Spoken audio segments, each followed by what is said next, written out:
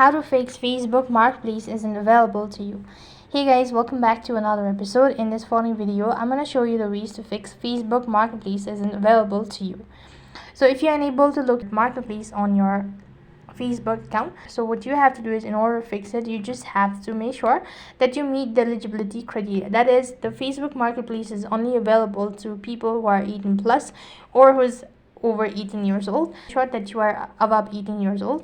However, if you are 18 years old and you're still unable to get the Marketplace icon, then you can try updating your Facebook app. So go ahead and open up your Play Store. On the search box, type in Facebook, and when you open up a Facebook, then you just have to select whether the app needs to be updated or not.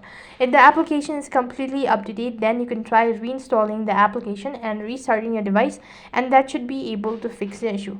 And in some cases, the Facebook Marketplace is only available in certain part of the country or the world. Likewise, if the Facebook Marketplace isn't available on your friends or family's device, then it means the Facebook Marketplace is not available to your region. So you could go ahead and check your stories and all that, and then you should be able to get the Facebook Marketplace on your device.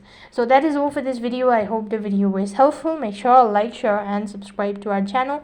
Thank you for watching. See you in the next video.